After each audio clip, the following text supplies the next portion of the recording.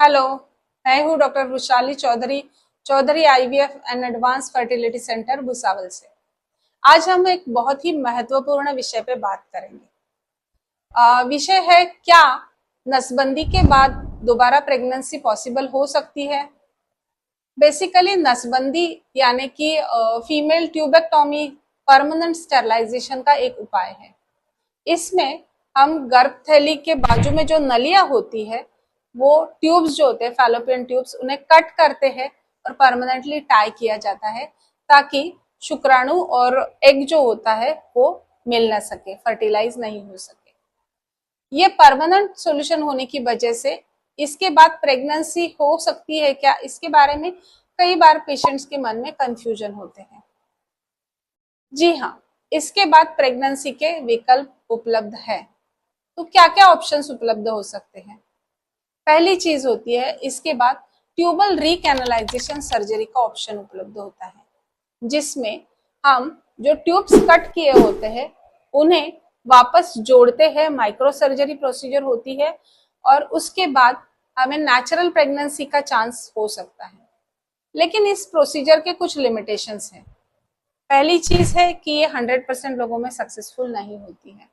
40 to 60% chance होता है जहां पे ये ट्यूबल रिकैनलाइजेशन सक्सेसफुल होता है और नेचुरल प्रेगनेंसी का चांस आप ले सकते हैं। सेकेंड चीज जो होती है, इसमें एक्टोपिक प्रेगनेंसी का चांस बढ़ता है। लेकिन इसके फायदे ये है कि आप मल्टीपल टाइम्स नेचुरल प्रेगनेंसी का चांस ले सकते हो, प्रोवाइडेड अगर ये सक्सेसफुल होता है तो। दूसरा ऑप्शन अवेलेबल होता है, वो होता है आईवीएफ यानी कि टेस्ट ट्यूब बेबी का।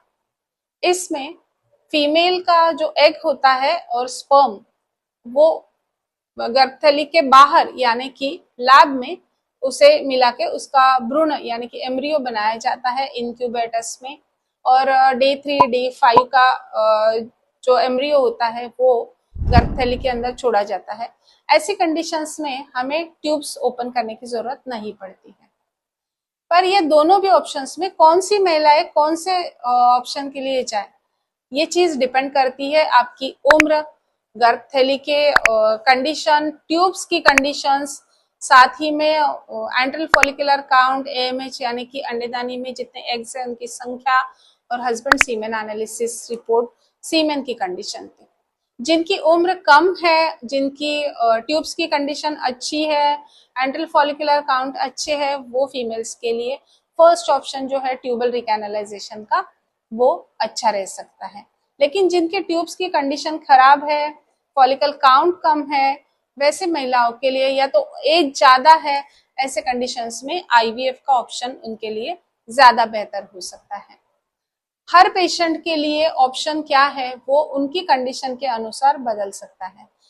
अगर आपको इसी तरीके की कोई मदद चाहिए तो उसके लिए आपको सही डॉक्टर से मिलना जरूरी है। जो आपके फर्टिलिटी कंसल्टेंट है वो आपको उसके बारे में सही सलाह दे सकते हैं।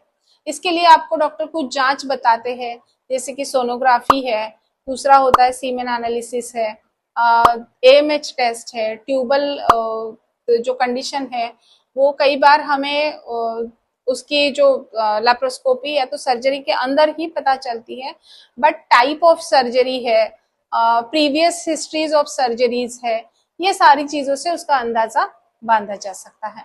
तो उसके अनुसार आपको डॉक्टर सलाह दे सकते हैं कि आपके लिए सही रास्ता क्या हो सकता है। अगर आप ट्यूबल रिकैनलाइजेशन का ऑप्शन चूज करते हैं तो उसमें भी आपको एक्टोपिक प्रेगनेंसी का जो चांस होता है उसे ध्यान में रखना जरूरी होता है।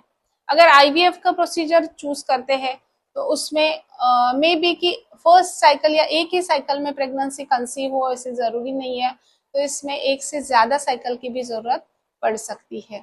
तो पेशेंट की कंडीशन के अनुसार, उनकी फैमिली प्लानिंग और बाकी सारे जो विकल्प मैंने बताए, वो सारी चीजों को सोच के ही आपके लिए सही क्या है वो निर्णय आपके डॉक्टर ले सकते हैं।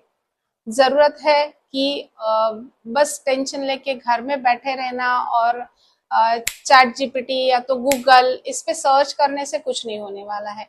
आपको सही डॉक्टर से सही समय पे सही सलाह लेनी चाहिए।